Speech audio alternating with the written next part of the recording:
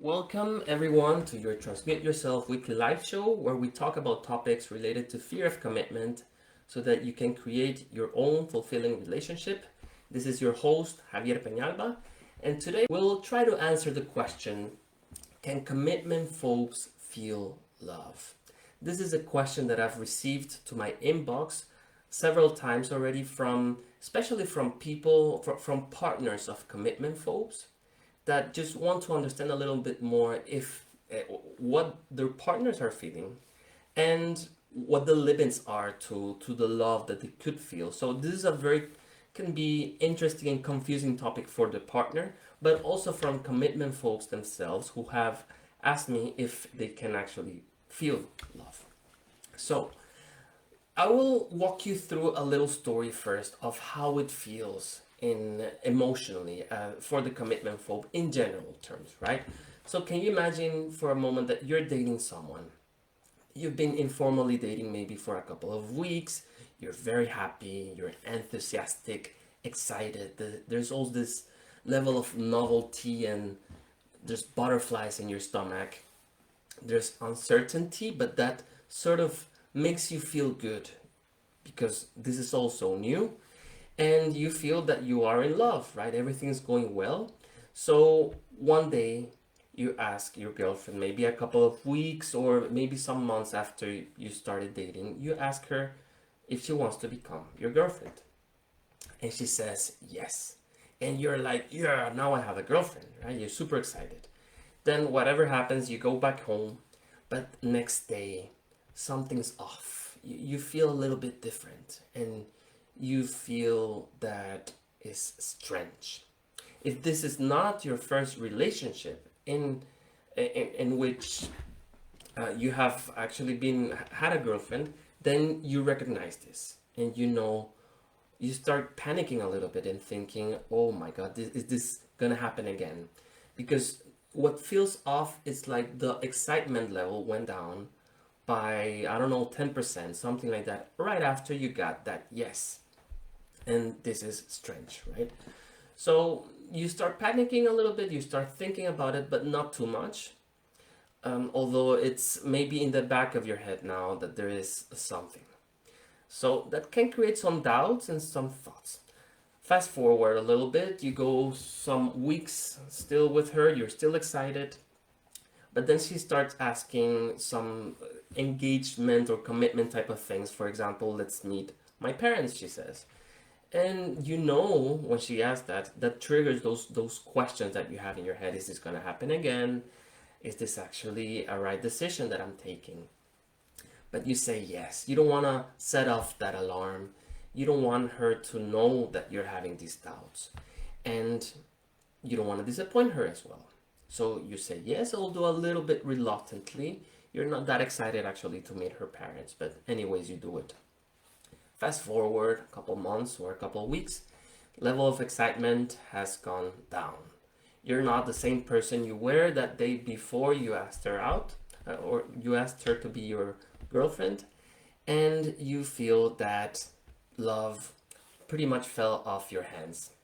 It's as if you had this ball, this basketball in your hands. You knew it was there. You had the security that you had love with you. Suddenly, you don't find it. It's gone. And you just feel empty, maybe a little bit little bit of excitement, but it's pretty low now. And most of it is emptiness.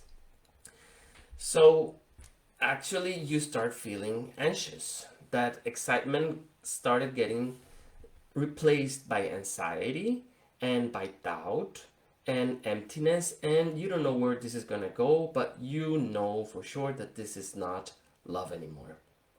So you ask again that question, will this happen again? Will this end up like all my other relationships? So this is more or less what was happening to me before, many times. And in general terms, this is based on the conversation that I've had with other commitment folks and based on many case studies that I've read, it is pretty common in commitment phobia that these things happen. So the usual process is that there is an infatuation stage in which there is what we call falling in love, and we feel these butterflies in our stomach and all these things that I was talking about. And there's deep passion that is increased by the feeling of uncertainty and of loss of control. This generates hormones in our brains, and that increases that feeling of perceived love. All of this can last between 6 to 8 months usually. It can be a little bit less, can be a little bit more in other people. Then this is the usual process, right? Then that slowly gets replaced by a feeling of security, tenderness, familiarity, connection, care for your partner. And that's the usual process. With commitment phobes, after this infatuation stage, once that uncertainty is gone, there's no level of surprise anymore or novelty, the anxiety that they were carrying within them resurfaces. And those emotional walls that they had, they were there, they were just maybe hidden underneath the feelings of infatuation. Those emotional walls come up again. So and remember that they have a hard time feeling strong emotions in general. Now, infatuation was so strong that they forgot about all of this, but it was deep within them, let's say buried within themselves. And now it comes up again, and they start associating this anxiety with the relationship, with the partner. So once they reach this stage, they start thinking and judging the relationship as insufficient, or maybe it's the partner that's not right, or they can also judge themselves and think that something's wrong with them. But there's a lot of judgment, a lot of guilt. There can be some anger as well. All of these things that are coming along with the anxiety. Now, what happens is that this creates a negative association, emotional association with the partner. So that means that they think of the partner, or they see the partner, or they are with the partner, and that makes them feel negatively, emotionally negative, right? So they don't feel well.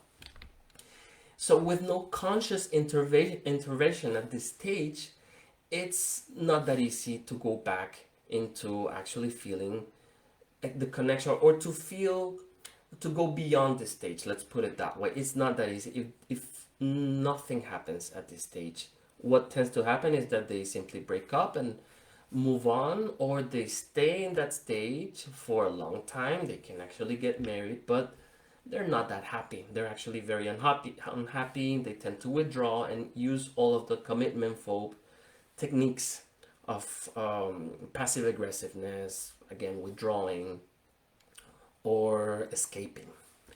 So the question again, going back to the question, can they feel love? And the answer is yes, they can. But it depends on a couple of factors. So the first factor that I found, let's say, is the level of commitment phobia. Now, I don't know of any scale that can tell you that's a 10 or 100, but I relate that to the level, or I say that this level of commitment phobia is how much you fear actually commitment, and that can be proportional to the thickness of those emotional walls that you've been carrying. And that can also be proportional to the level of pain that you might be carrying within you. So whatever happened to you that made you carry these walls or protect yourself, remember that there's something that you're protecting. If this is something big, it can be some type of trauma, it can be a very low self-esteem, it can be some experience that you make you feel in a certain way, and you're protecting this feeling, right? This type of this pain. If this is big again, then the level in which you will have to work on yourself in order to feel love will be higher, but it is possible. So just create that awareness. How strong is my fear of commitment? and link it to those things that I'm saying, to the thickness of those emotional walls and to the potential pain that you might be carrying. Now, the second factor that I recognized is the degree of willingness to work on yourself that is required to heal. So, I've heard of partners of commitment phobes that tell me, my partner says, do not even get that close to me, do not attempt to change me, because I will just leave. I don't work like that. This type of things. And I used to say some things like that as well. So if that's still there, that means that your degree of willingness to change is pretty low. So the higher that is, that means the more open you are to changing. And that is connected to the level of effort that you can put later on, right? But if you say, I am like this and I will not change, and nobody dare get close to me, then probably you will stay like that because you're very much identified with how you are at this point. And what's the cost of that? The cost is that most probably you will not be able to feel this that I'm talking about, this tenderness, this feeling of security that is associated with love. The third factor that I found is the effort that you're willing to put to change, right? So there's this openness, and I'm open to change, I want to do it, but then there's the actual effort that you put.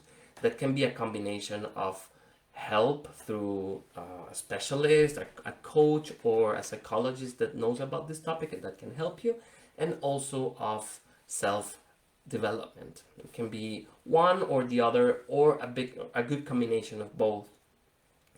So this is not just a matter of reconnecting with your partner or with the relationship itself, but a matter of reconnecting with yourself.